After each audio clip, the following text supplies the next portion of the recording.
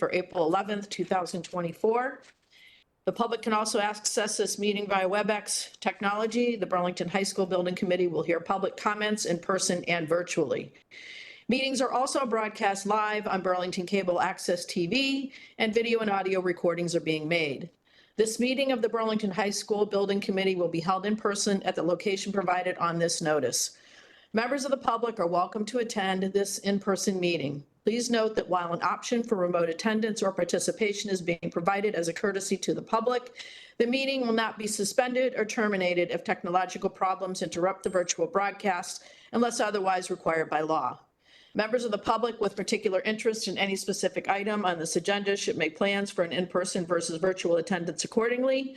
If you are participating remotely, please identify yourself by typing your name on the screen in advance and verbally once you are identified to speak. We ask that you please turn on your camera. Comments and statements are limited to 3 minutes. And since I am not present, I'm going to have the Vice Chair, Chris Monaco, go ahead and lead the call of order. I'm going to the Pledge of Allegiance, please.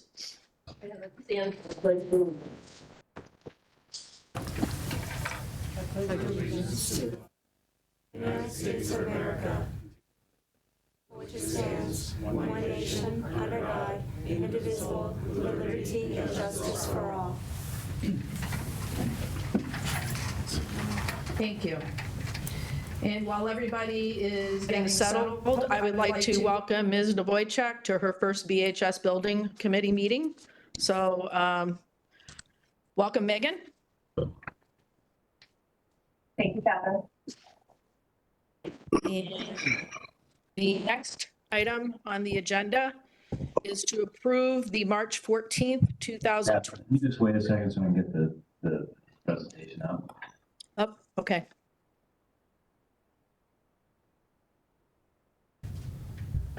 And again, apologies, everybody. I had a family emergency and I cannot be present.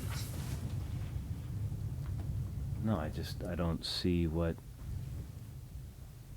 so Bob, it's not here now? Tell me when you're ready. No, that's not it. That's what I want to share, but I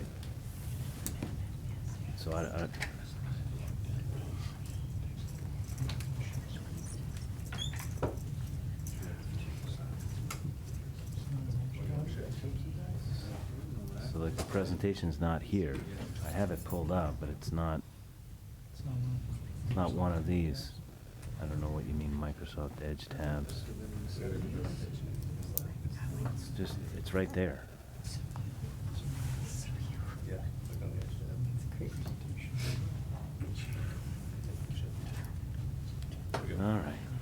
All right. Crisis averted. Sorry. All yours, Catherine. Sorry. Did you want to go ahead and move to, there we go. So the next item is approval of the March 14th minutes from March 14th, 2024 minutes. And if I could have a motion for that. So moved. Second. Okay, I'm going to take Paul, Ms. Monaco. I You weren't present according to the minutes. Do you want to say aye or abstain? thought I was present. You were? Thought so. Okay. Or if it, I looked them up to check, that's why I thought I was. but, I'll abstain if that makes it easier. Okay, thank you. Mr. Brooks? Aye.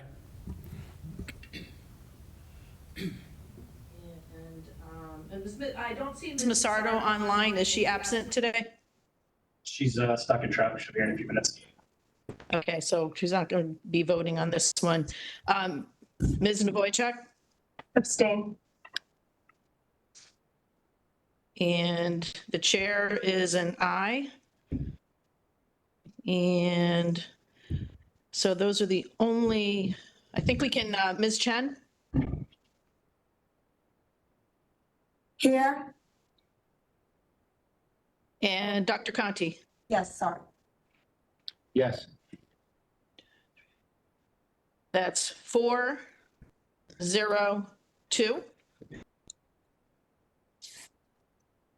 Right. Okay. And I think I'm gonna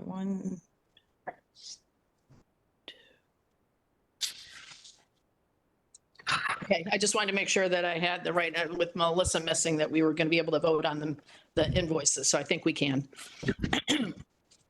All right. So the next item is voting for the, on the invoices. Does anyone have, want to make a motion? You want them all at once or? There's only, Yeah, I can't see it right now because I'm on my small screen. But I think you need to go, if it's all for the same, then we can go ahead and vote for them all, but you can read the amounts out loud. That would be great. I move that we approve the invoice for Doran Whittier Management Partners in the amount of $18,000. Is that correct? that's correct. Second. Did I hear a second? Yes. Yes. Okay, thank you. Ms. Monaco, Aye. Mr. Brooks, Aye. and Ms. Nowacek? Ms. Navoychek? Yes. And I'm an I, so that's 4-0-0. Okay, Correct. all right, and next we have public comment. Yeah, public comment? Do we have anybody in person, or I don't see any hands up online at the moment? No one in person? No. Okay. Let's move on to the next item, which is the enrollment projection. And Dr. Conti and Terry, Mr. Hartford, I don't know if you all want to Yeah, talk about the slide? I'm happy to. To provide a little backdrop, this is a topic that we've been discussing in terms of, in order to provide a space summary, we basically need an enrollment projection. This is fairly, well, it's standard part of MSBA. We feel it's appropriate to adopt that in order to provide the design team with a parameter as to what they should be utilizing in terms of a enrollment projection. You will remember that in the last several SOI submitted to the MSBA, that projection has been at 950. I think at the last meeting, that's what I had suggested we go with. I think the committee rightly said, well, can we see some figures, some data to back that up? And Dr. Conti provided this to all of us. What I will point you to is the box in the bottom left-hand corner, which shows the last several years and then goes out to 2030. This comes from the New England School Development Council, which I think most folks are familiar with. If you look over that 10 or 11 year period, the average number of students is just under 930. What I would point to is that looking forward for the next 5 years, that number is more like 970 or 971.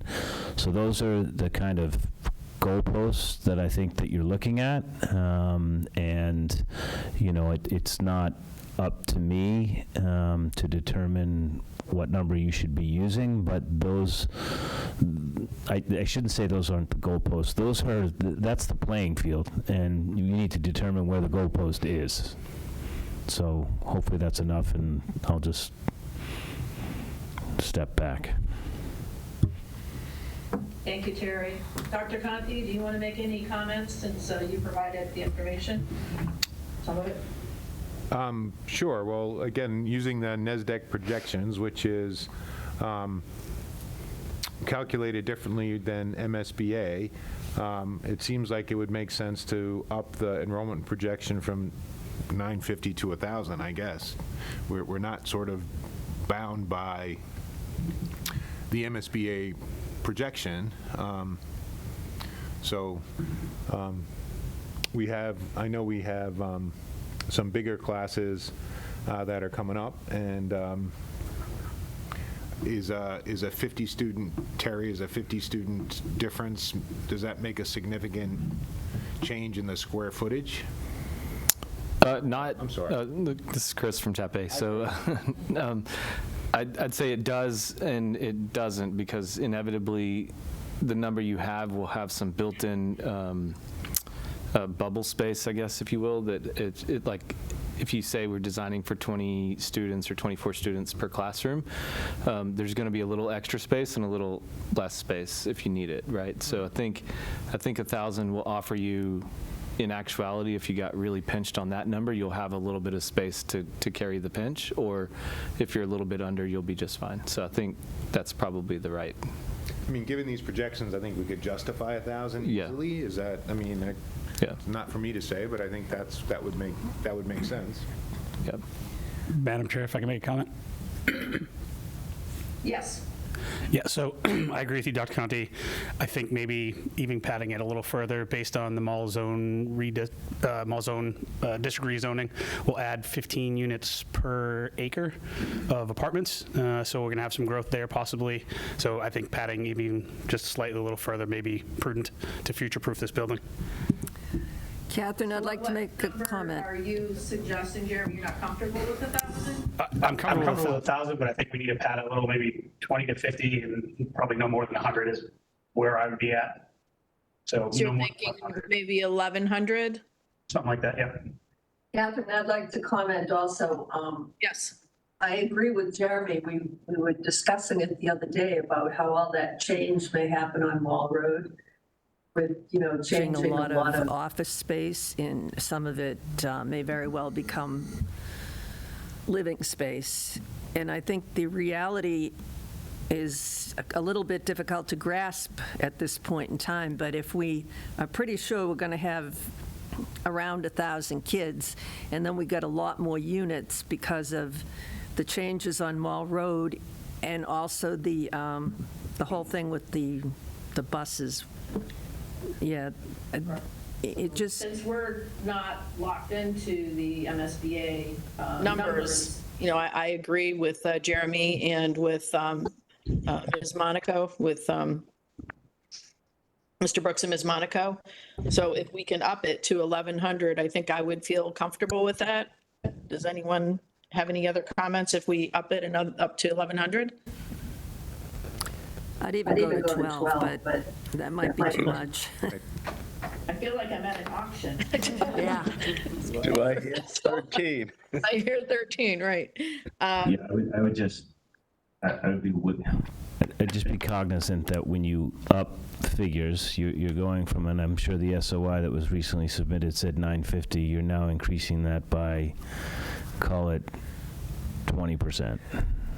Yeah, So that's a fairly significant jump in my mind. but things are changing.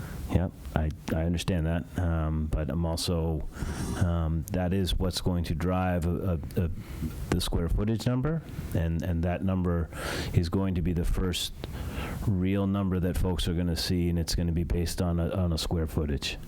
It's not going to be based on classroom size or, all of that. So I know many of you have done this recently with Fox Hill, but that first estimate that you're going to get is going to be based on square footage. Madam Yeah. Chair, if I may again. So hold on one second, Terry, I have one more question, and you can chime in. So Terry or Steve, what's the square footage difference by adding an extra 100 students? Do you know? I don't want to put you on the spot. It's not straightforward. I'd have to pull the spreadsheet out and through work it through a little bit, but I guess you could say it's simply like every 25 students that you add, you're putting another classroom plus additional support space. So that's 1,000, 1,200 square feet just in and of itself, and then there's other add-ons that come with that. So every 25 students, call it 1,200 square feet or so as a baseline. Catherine, Doug And has Mr. his Brooks? hand up. Yeah, ask your question, please. Yeah, I was going to contradict myself a little bit too, to tap. Yeah. snap link into what they were saying about the square footage. We have to be a little bit careful because the square footage comes at a real cost, and I'm the first one to pick on money, even though I'm asking for more people. So I understand I'm contradicting myself, but again, we keep it in bounds of, hey, we think we're going to have some growth. I believe we're going to have some growth, but where do we think that's really going to land, and the real cost we're going to have to absorb to do that. Right, so why don't we compromise between the 950 and the 1,200, and if everyone's comfortable with 1,100? And I see, Mimi, I see you have your hand up. I just want to share something with this committee. The other day, I was at the Land Use Committee, and our town's Economic Development Director, Melissa Tintokoulis, was sharing with everybody assembled there that only 58 new students have been enrolled in the Burlington Public Schools since 2009. And so many of us were really surprised to hear that. Obviously, we asked how she came upon that number, and she said she received confirmation from the school district. But I just wanted to offer that for consideration. If it's only 58 students since 2009, if you bump those numbers up really high, it may be hard to account for that discrepancy. Again, I don't have this information firsthand, but I wanted to share that. Okay, thank you. Thank you, Mimi. I think Mr. Davidson wants to make a comment. I think just from the Ways and Means perspective, though, I think it was a good point made. But we really do have to keep the square footage cost in mind, and so I'd like to see a compromise there. What was the last sentence you said? I would just support a compromise. 1,200 sounds great, but I think that gets harder and harder to sell. So 1,100 sounds like a good number from a Ways and Means perspective, just to build in a little growth because of we feel like the changes that we're going to be making over in the mall area and other folks coming in. Sounds better than 1,200. Okay, and Mr. Sullivan, it looks like you have your hand up. Yeah, I was just going to say, I'm not sure, like at the high school alone this year, we've probably registered 60 new kids just at the high school this year. We lost 30, so we're probably at like a plus 30. So that 58 number is surprising to me. I've never seen that. But at the high school alone, we've registered 60 new students just this year. Okay, thank you. That kind of helps because I'm sure that there are similar numbers down in the elementary school and the middle school as well. Mimi, your hand is still up. Did you have anything else you wanted to say? Okay, just wanted to make sure. I don't see any other hands up online, and since I really can't see what's going on in the room because it's too small on my screen, anyone else in the room who wants to speak up? No hands. Okay. So 1,100, I believe, is the number that it seemed. So we can go ahead and take a vote if someone wants to make a motion. Is that what you wanted, is a vote? Yeah, Okay. yes, ideally, we would like the committee to vote on it. I'll make the motion that we go with the enrollment projection of 1,100. Second. Okay, any additional discussion? All right, I will take a vote. Ms. Monaco? Aye. Mr. Brooks? Aye. Ms. Chen? Yes. Dr. Conti? Dr. Sorry. Okay. Is Ms. Massardo there yet? Yeah, I'm here. Okay, then I'm calling on you.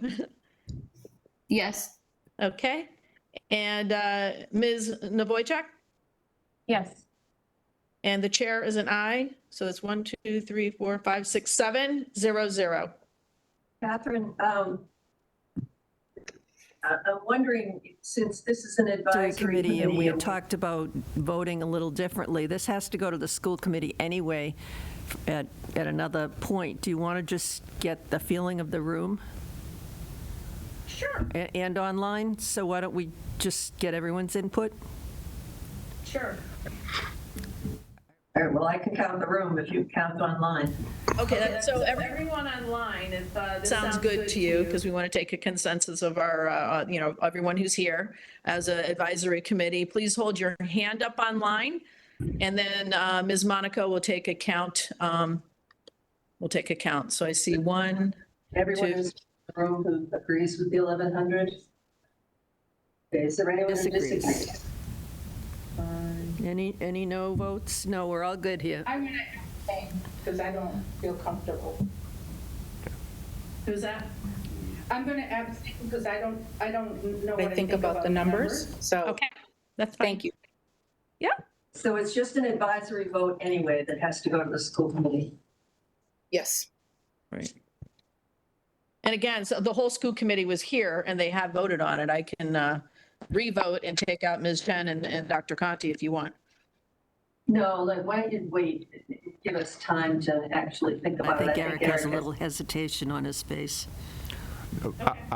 Madam Chair, my hesitation was about the vote because what we had researched is this is an advisory committee. Everyone can weigh in, but if there's a vote that's needed, sort of an official vote, then we have the school committee posted concurrently. So then the school, it's really the voting for invoices and things like that would be the 5 committee members. So Dr. Chen and I are actually non-voting members. We're just advisory like everybody else. Correct. So that's why I wanted to retake this vote if you want, because we have all the school committee members here. But if the chair of the school committee would rather we table it until the next meeting, that's fine with me. So my opinion on this is that whatever the rest of the committee members want is fine with me. Are we really ready to go forward with 1,100? Jeremy, do you feel ready to? I'll tell you what, Jerry, is there any reason that we have to decide tonight in order to move forward, or can we table this until our next school committee meeting and we have discussion and then we can bring it up at the next meeting? We would prefer to have it tonight. What I will tell you is that based on what I'm hearing, the will of the group, that We're going to use 1,100, and the number will only go down. Does that work? Yeah, that works. Okay. Correct. Okay, so you want to consider it voted by the, did all the school committee members vote yes? Yes. Yeah, so I'll take the vote again with just the school committee members. Okay. And I'll take out Dr. Chen and Dr. Conti, okay? So we had a motion, we had a second. So I'm going to take the roll call. Ms. Monaco? Aye. Mr. Brooks? Aye. And Ms. Massardo? Aye. Ms. DeVoychek? Yes. And I'm an aye, so it's 1, 2, 3, 4, 5, 0, 0. All right. Good. And let's go to the next item, please. So before we do that, Catherine? Yes. I just want to Point out in the bottom left there that we talk about non-educational programming will need to address enrollment projections for the pre-K program. That's something we'll probably do during discovery and with working group discussions with that group, but that is something that we will need to account for. You know, I know that it's presently 110. I'm sure they have historical figures that we can look at, but that is something that we're going to need to come to a landing on. Okay. Yeah, and I'm sure there'll be additional discussion too. As to, I don't know, I've heard rumors that we'd like that program maybe to be larger too, but I don't know. Okay, alternate sites. So you want to discuss that? Yeah, so I'll probably tag team this a little bit with Chris.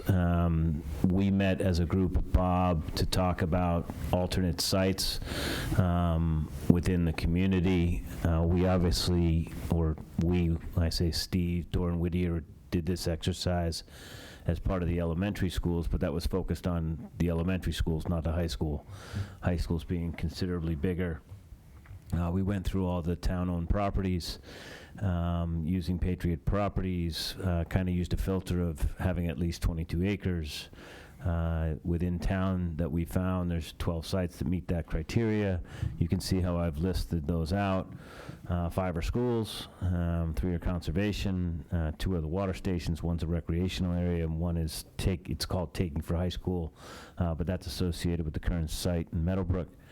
And what we want, and when I say we, I mean Doran Whittier and TAP A would like is, are we missing anything? Are there sites that we're unaware of? Because, you know, in looking, you know, from, you know, starting at 30,000 feet and then going down to 10,000 feet, there are not a lot of sites in town that are probably suitable for a new high school. And so, you know, that's where we're landing on this. This is something that we would do as part of the MSBA process. This is something that we would do regardless of if we were just building a high school for any client. So I think what we want to know is, are we missing something? Are there other sites that this group is aware of that they can make us aware of so that we can investigate to determine if they're viable at all?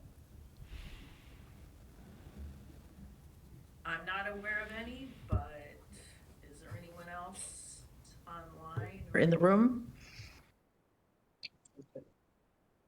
Solicited feedback, but the only other thing I could think of is a vacant office space that would be repurposed, and that would likely come at substantial cost because you'll have to buy the land and refurbish the building.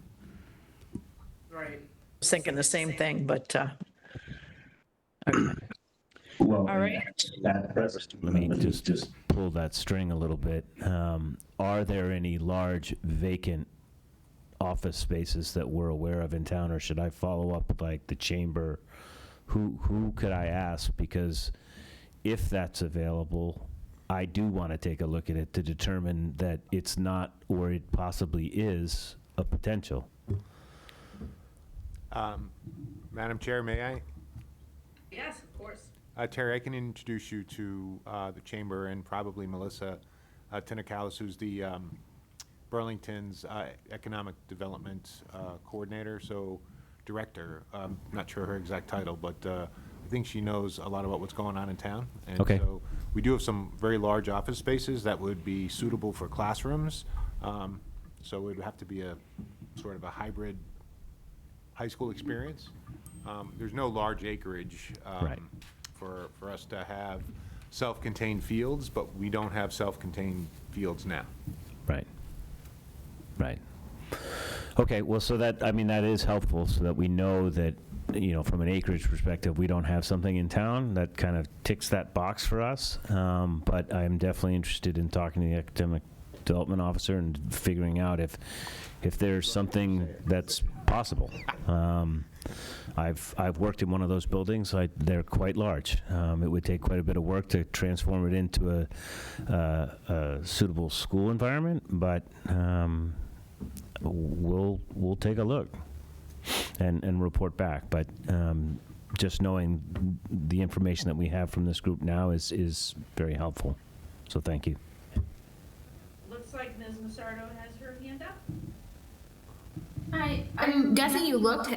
How many acres is the rec senior center, like original high school site? Is that less than 22?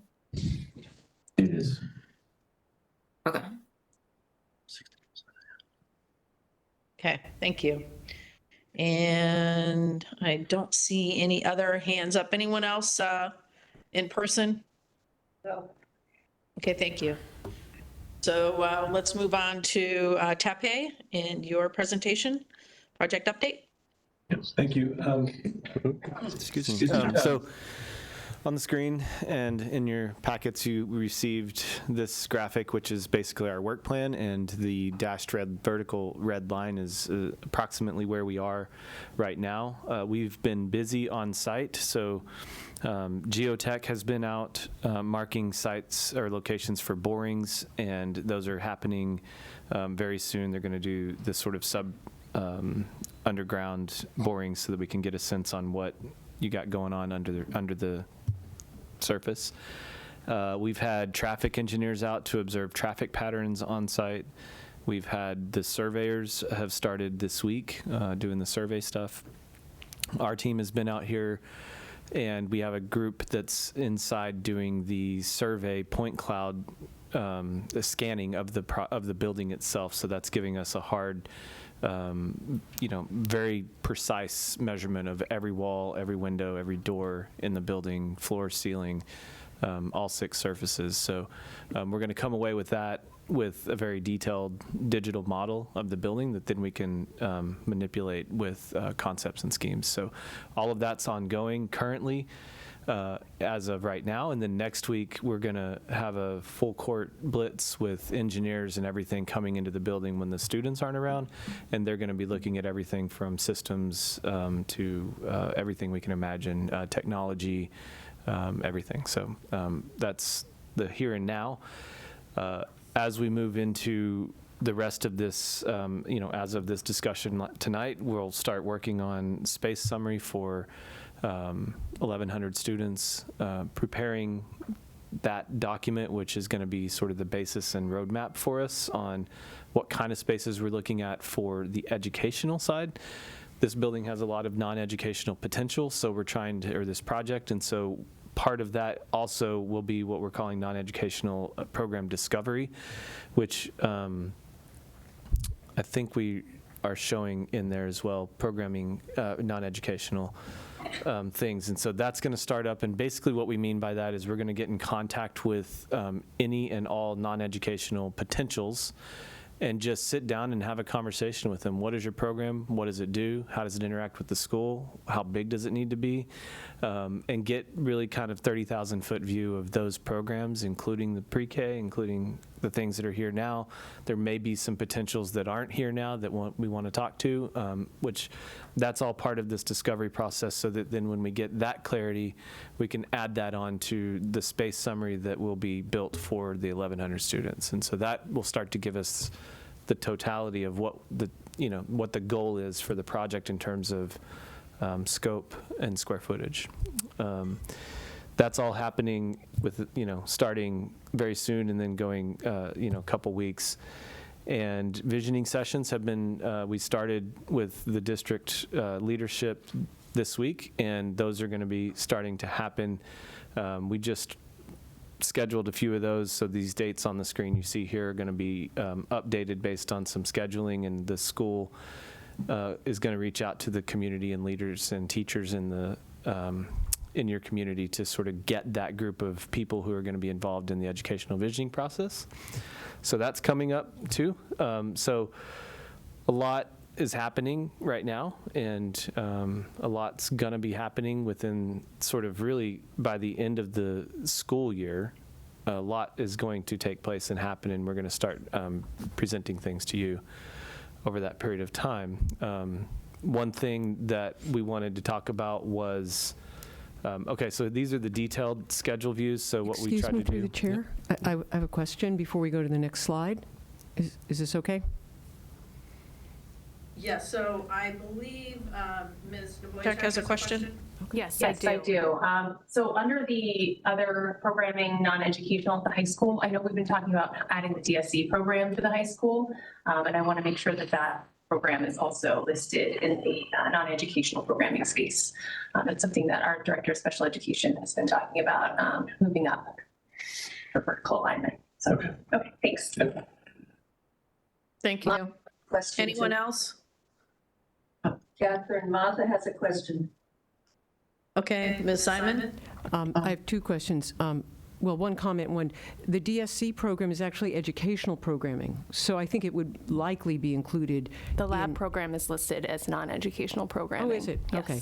But the lab program is not, is a separate entity. So the DSC program may be part of the regular educational program, so just to be aware of what Ms. Nowalczyk's talking about.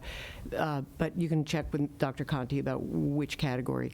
My original question is just to be sure that when you do in the next week or so or next couple of months looking at the building, we had a very extensive HVAC feasibility study done, and I know that those documents have been made available to you, but I hope that we don't pay for the same review twice.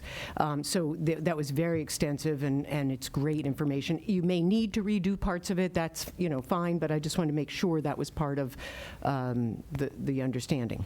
Thank you. Thank you. Thank you. Okay. I'll make a point of clarification that when they say non-educational, I think it doesn't mean that it's non-educational. It means it's not part of the standard space template that we use to develop the customary regular programs within a high school. But for instance, TV studios could be either or both, right? And DSE and other things. So I don't want to come across as drawing lines in the sand and saying this one's educational and this one's not. And so that's not what we're trying to do. It's just differentiating between high school components and not high school. So maybe that's what we mean by that. So, Catherine, I'm going to jump in for a minute. Yes. So educationally in the building, we already have the integrated preschool. Sure. And so, no, it's not a high school program, but it's, a very, very important part of what goes on in this building. Yeah. And then the other programs, which we just mentioned, are educational, but like you said, you may not be thinking of them as high school programs. Yep. Whereas BCAT, it's educational. We have programs where the high school kids go in and work in BCAT, that kind of thing, but truly that's not, the same as the other stuff. But Sure. so we just need to all be clear on what we want in the building, and I think I haven't heard anyone not want all of those things in the building. Yeah. Yeah, and we'll get you to that point too. Like we'll get you. We're not trying to draw lines in the sand and say what's in, what's out right now. We're just discovering, and that's the point of tonight's conversation. Is we have a lot of discovery to do, and that's part of it. Okay. So. So I'll keep going, if that's okay? Just keep going. Okay. Right. So the detailed calendar views, these are a sort of more detailed look into what we're doing. The other view is more drawn out and shows sort of a snapshot view. We try to provide those for the people who just want to grab it quick and look at it and see, and then those who are interested in more details, this is what it is. Anything you see on these schedules are really, I try to refer to them as targets. This is what we're targeting to do. Sometimes we do it faster, sometimes it takes a little bit longer. And so that's what these are. You can take a look at them, get a sense on what we're actually doing at a given point in time, and what our strategy is for accomplishing the goals that are set up in any particular phase. What you'll see on this in particular that I want to note are the sort of orangish color blocks that are the working groups. And so what we need to establish are some working groups with regular rhythms. And so the next agenda item is really about establishing working groups. And previously, before we came on board, Doran Whittier polled each of you on your interest of working groups where you might align with different initiatives or different topic items. We took that and analyzed it and broke it down into a graphic. I think, are we ready to go there, Terry? Next. Sure. Okay. So that's, again, you can look at those when you get a chance. Oh, did we want to, I skipped over the flyer. Do you want to talk about that first? I think you just keep going with working groups. Working groups, we'll come back to the flyer. Okay. So these working groups were set up in what you see here. There's, I think we had 8 or 9 of them. And they are sustainability, design, facilities assessment, programming/learning tech, site logistics, community outreach, interior design, exterior design / landscaping, and financial. And there may be others as we get into this. So that's what was presented to you. We reviewed that and thought that was really a pretty good subset of things that we're going to be looking to get regular rhythms on as we go through PDP, PSR, and schematic design.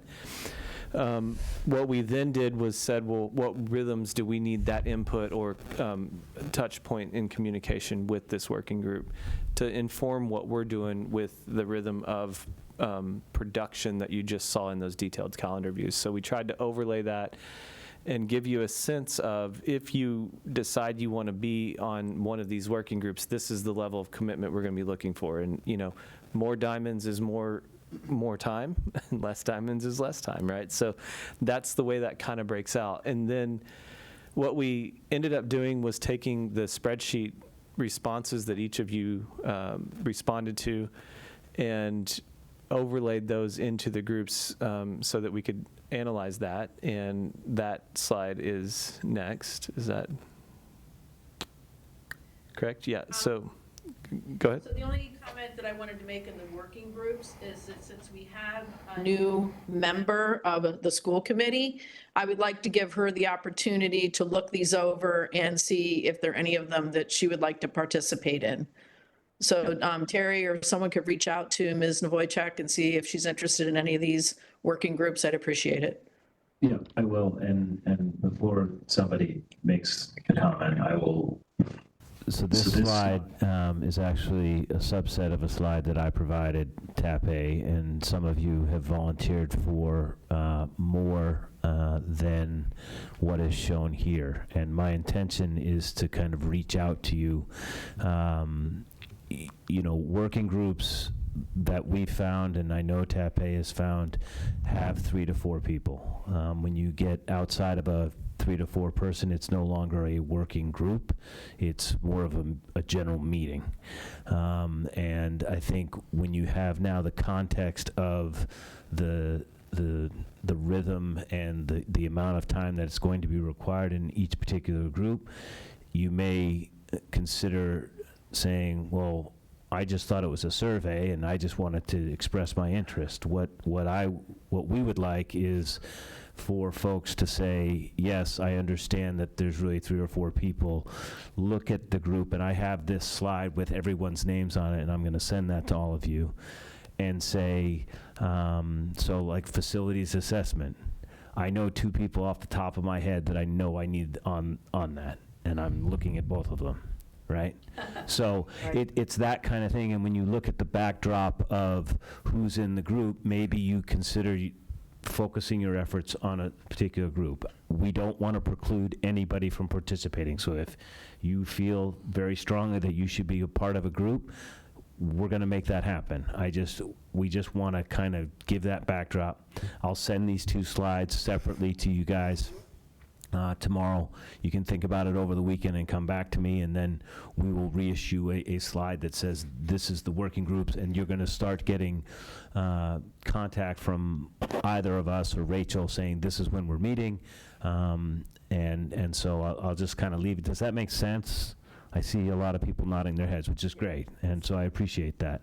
The other thing that I will mention, and it's more of a question. A lot of times working groups are done remotely. They can be done in person. From an efficiency standpoint, remote is clearly better, and timing-wise. And I know everyone here has a job, as do we. We would like to try and do some of them during the day. We will be flexible, but there will be times that maybe it's midday. We try and do it at a lunchtime so that makes sense for folks, so that they can kind of split up their day. And but we're going to be flexible, but we can't just have every single one at night, and we can't have every single one during the day. And we're going to work on that with the makeup of the group. So we'll just kind of figure that out as we go along. But I'm just trying to set out some goalposts so that people understand when we request, well, it needs to be at 2 o'clock for this reason, and okay. So, does that make sense? Yes, and you stole my thought. I was going to mention that we're going to try and make sure that there's an ability to attend remotely. Yeah, and so then one other question that I have is, so these are working meetings, and I don't know if there's a legal requirement. Is everything meant to be posted, agenda on, certainly recorded, which we'll do always, but do we need to post this with the town in advance before everything? Correct. I will ask Amy Warfield just to double check. and I'll get back to you. Catherine, if you could do that, I'd appreciate it. And we will work right now under the assumption that we are meant to Post post everything and that it's supposed to be 2 days in advance, but if it's not, we will certainly post things on our website and the schedule and that, but obviously, that's just an additional hoop, which is outside of, we'll be posting things all the time. And do they need to be recorded, and all of that, so. And I think the intent is that in this meeting, we would have report outs on the working group activity for those who didn't attend. So you can get basically a Cliff's Notes of like, this is what this working group was working through and towards, and you get my true hope would be the representative from your group that was in the working group could make that presentation. Right. And not the design professionals, although we will do that. But anyway, so you're going to get updated at this group constantly, always about what the work is going on. So, okay. Yeah, no, and just to echo what Chris is saying, my expectation is that somebody as part of the group will be providing that presentation, and we will be supporting that that person. Okay. Like I said, I'll reach out to Amy and just double check what I think we need to do. And then we have a flyer. Do you want to talk about that? Yeah, I will. Catherine, I have my hand up, but it's relevant. No, go ahead, Ms. Massardo. Per Darren, regarding these working groups, he wants us to reserve the right that they are not subject to open meeting law and to be noted on the agenda, but for transparency's sake, we can, at our discretion, post them. Thank you. Mm-hmm. Okay. Are there any other questions on the detailed work? Okay, hearing none. So, in meetings previous, we've talked about a community, event, what that means, and we're at the stage now where we have an OPM, we have a design team, and how do we want to communicate that? And last week, sitting down with Eric and Tape and Marcel's talking about there is a lot going on in town, right? We know that we've got the Fox Hill project. We know we have the police station, but the high school is its own project, and it's sort of out there, and details aren't there, and we really want to start to give it its own life because it is such a critically important project in town, and the first step could be meet the team. And that would be something very simple. I think it needs to be before the end of the school year, where Chris and I and others are basically giving a short presentation. It can be a hybrid type thing where people can dial in, or where we basically explain who we are and walk them through the process. And we've talked about, Eric has seen it, and I think some of you have, there's some instructional videos out there that are actually pretty cool, that explain the process of building a new school, either MSBA or non, and what the town commits to, and that might be a nice way to support a sort of opening introduction to the team. I'm also cognizant that I believe you have a community event on the 12th of June, and so it's tricky, right? Like I want to give the high school its own voice, and I'm also cognizant that there's a lot going on with Fox Hill and the police station, but I do think that sometime between now and before the end of the school year, here's the team, here's what we're doing, get it out there to folks so that at the very least people can say, yeah, there's a whole team working on the high school project. Like if I get enough people to say that, sorry, Eric, go ahead. No, Madam Chair, may I jump in? Yes. I think the high school's been talked about, but it's mostly been talked about from a financial perspective and not about the building itself or the need for the building. I I think we just need to change the framing. A conversation about a new high school in a community should be a community conversation. It should be exciting. When I say this is the flagship school, I'm not saying it's the most important school, so please say that. I'm not saying this is the most important school, but it is the largest school.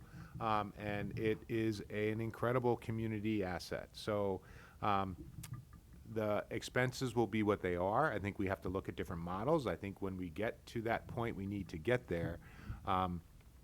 But every sort of framing of the high school conversation I've had, it's been almost a fearful one. Oh my God, I'm afraid what it's going to cost. Will it impact Fox Hill? Will it impact the police station? So when Terry and I were talking, we really need to kick this project off and not have it be sort of a secondary conversation. Fox Hill will have its life of its own. It will go before town meeting. We're probably about a year and a half, roughly. Steve, you can correct me, ahead. We will get there with TAP A and with Doran Whittier, and it should be sort of a very exciting process. So that's really what we were talking about, is putting together a flyer. I did share some of those videos with the school committee, sort of versions. I think one was from North Attleboro. There was another one. I think people won't read a 6-page something, but if we put together a 3 or 4 minute video with some flyers, I just think people need to know that it's happening, how to get involved if they want to be involved. I think the visioning conversations will be an opportunity. We need to schedule some community events, again, along with the Fox Hill community events. But I think it's just important. You know, sometimes these meetings feel like it's a wake. It's not meant to be a wake. It's meant to be sort of an exciting thing. And this is an incredible process. And so I just wanted to make sure we discussed that framing. And once kids get involved too, I think we need to get more kids involved in the visioning. It's should be really exciting. So we'll need help with how to do that. But I think that's really what Terry and I were discussing. Just how to think about this differently. And again, we'll get to the cost. Again, I'm not discounting any of that, but does anyone question that we need to address this building? I mean, I think that's honestly, we would have to start with the community. We have to do something. And if that need is clear, then I'm not saying what the outcome will be, but I just think I want to talk about it differently and maybe get some advice from you all as to how to do that. So we're thinking a flyer, we're thinking obviously a community event, we're thinking some videos that we can ask BCAT to constantly run, but what else should we be doing? So, Dr. Conte, I did talk to Terry about that somewhat, and again, I really liked the video. I think they had some professional company put those videos together, and I really liked that concept, and I agree with you. We definitely need to get some information out to the community that's not just about budgeting. We need to get people excited about the project and what, you know, the high school means to the community as a central point of activity. And Ms. Massard, I see your hands up. I don't know if it's up from the last time or if you want to add something when I finish, but I just wanted to acknowledge it. So I totally agree. And, you know, any advice that, you know, or ideas that people have, you know, please reach out to us. Because again, I think we do need to change the tone of everything in terms of getting people excited with the project.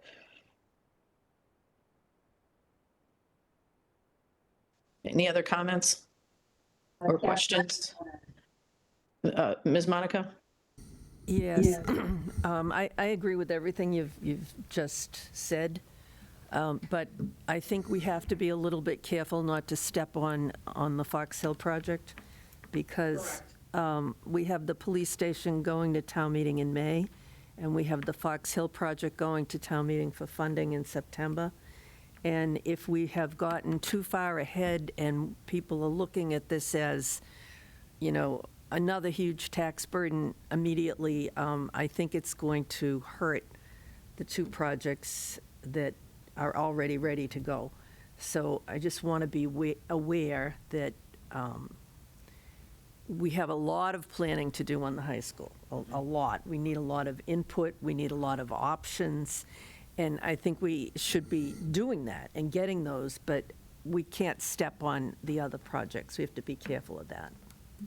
Right, and Terry and I had a long conversation about that as well. To make sure that, we kind of stay in the background of the other two projects at the moment, but we still need to get some sort of communication out to get, people excited and about the high school.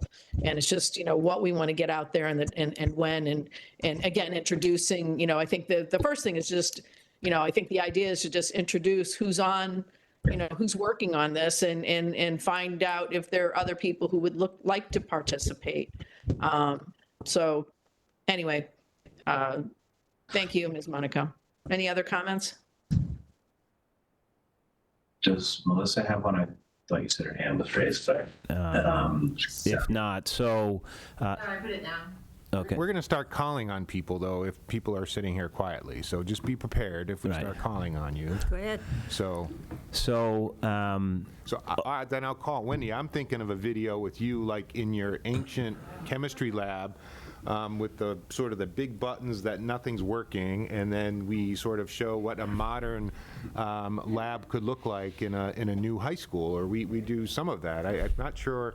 A lot of people in town have probably attended this high school, but they don't remember it in its current state, or I'm not sure. So maybe we do Halloween tours or something where we scare people. We just need some. No, so here. Maybe we involve some students to put together a video, like you just said, what's working, what's not. Well, I think what I've heard is a lot of really good feedback, and I completely agree that we need to do something, and it needs to be, I think, sooner rather than later. But I'm also fully cognizant of what you said regarding not stepping on the toes of other projects. Thankfully, I actually know the OPM on the Fox Hill project, and I think it's on us, Steve and I, working with both TAPE and Danisco, knowing Donna's on that other project, and figuring out messaging-wise what we want to do in the next, well, I'll say this, before the end of the school year, before that vote in the fall. It's kind of those are the two areas where I'm like, okay, well, how do we want to message things? Because the Fox Hill one, and I know the videos, they will get into like dollars and cents. They will be like, this is what it costs, this is what it means to you. Whereas I think what Dr. Conti and I have said is let's move the numbers to one side. Let's introduce what the high school building project is and what we're exploring. And it's more of a much grandiose, looking at what we can do, but there's a reason why, right? And the reason why is what we all know. And I don't suggest the haunted house, but we can do things to explain. We have a 50-year-old building. It has failing systems. The majority of the kids that go to our elementary schools attend this high school. Many of you watching this attended this same high school. And we can build on that, and thankfully there's people that we can draw on to come up with something. And so I think it's on those collective teams to come back to you, and I will certainly be in touch with Dr. Conti to figure out what we think works, and we'll come back to both or all three committees, school committee and both building committees, to be like, this is how we think we should do this. Does that sound reasonable? Yep. Okay. Yep. Great. And we need to get some competitive juices flowing here, too, because we could say, Billerica, new high school, Wilmington, new high school, Lexington, is it going to have a new high school, Arlington, new high school, Winchester, new high school, Woburn, relatively new high school. Yeah. So, that is a strategy that can work. So, right. And I something about the Jones family or something like that. I think I've heard that. I know the energy changes once there's more visuals, and so maybe even some potential models or work. I don't want to get too far ahead. I think we still need to make the case for the building from a programmatic space. I think we could be, you know, the timeline will take care of itself, but I am feeling, Steve, the energy shift with Fox Hill, because the site work is starting to take shape, the building's starting to take shape. People are saying, oh, this might be a real thing, and I'm feeling that shift. But I do think we need to insert this project carefully into that. And I do like the idea of putting the finances aside. We're not ignoring them, but just sort of start to make the case for the educational program. Through the chair, if I could. Yes. Not to steal Fox Hill's thunder or vice versa, but since you made the parallel, timing-wise, it's inevitable that when you get to where Fox Hill is now, there's folks that are seemingly uninformed, even though the process has been taking place for a couple of years. We can't, no matter how much we try to get the word out, how many flyers we publish, or public meetings, it's just the nature of a public project and in a town, and in the noise that happens between all the meetings and just the, you know, sequence of everyday life. But what's interesting is that the juxtaposition of where Fox Hill is now versus where the high school is, it might help to inform folks that are just now hearing about the high school. It's like, well, we've been working for the past couple of years on Fox Hill. Here's everything that's happened. But we were there for Fox Hill at one point too, and that's where the high school is now. So I'm not saying they have to be at the same time, but making that comparison and getting the word out for folks that are familiar with Fox Hill or that are just coming online with the high school, if they're hearing about these things at the same time, just understanding the differences between the two and how much work there is left to do, but just making that comparison and putting it in the same conversation might just help folks understand just how much work is left to do and where each project is independent of one another. Thank you. Any other comments? Mr. Campbell, did you want to make a comment? I saw you put something in the chat. I didn't know if you wanted to say it or if you wanted me to read it. I can say it quick. So really my idea was it would be great if we could show Burlington High School through the decades, either through pictures or videos, in order to build the support and pride and show the educational setting and how great it's been, and then pivot to then show where we need, you know, through those pictures, then show how the building hasn't changed, and then what can and needs to change in order to modernize and make competitive education. Thank you. That's a great comment. Anyone else? I don't see any other hands up. Anybody else in the room? No. We want to move to the next slide? Or are we... Yeah, so I think we've gone through 7, 8, and then 9 is just really a broader timeline. And again, this really hasn't changed. I just want people to understand kind of the milestones that we're working on as a team in terms of completing the PDP in July and a PSR in November. We're looking to complete schematic design next summer. With a look at that fall town meeting. That's the schedule that we're working under, and I just think it's always good just to, you know, if at the rock face something changes, it will affect this schedule, but nothing to date so far has altered that. So, you know, right now we're working on the schedule that we proposed. Sorry, Dr. Connie. No, Ms. Bond, may I ask a question, please? Through the chair. Chris, I do better with deadlines. The program document, when I know it's going to evolve a little bit, but when do you really need us to get you scheduling coursework, sort of department summaries, things like that? Can you go back up to the... Yep. It's the yes. Work plan. I think the big overview one shows it in there. There you go. I missed it. So we have the draft ed program happening essentially now. We've gotten a little bit delayed on it, but I think that you can see educational program development is ending in June, basically end of the school year. And so we want to have the complete final of the ed plan, which actually coincides with the visioning sessions that are about to ramp up. And so I think as that's going, maybe by the second or, about in the middle of the visioning session, we want to have all of that available for us and ready to go. So that's going to be, I'd say, mid to end of May. Mr. Sullivan, did you hear that? I did, yes. All right. All right. All right. Any other questions?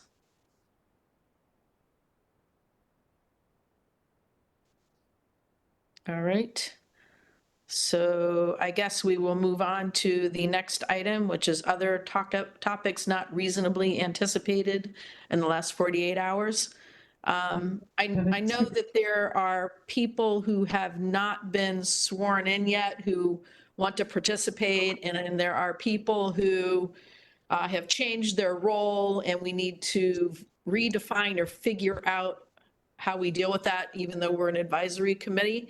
So I know I've spoke to Amy, and we're going to have her come to the next meeting and just swear everybody in all over again.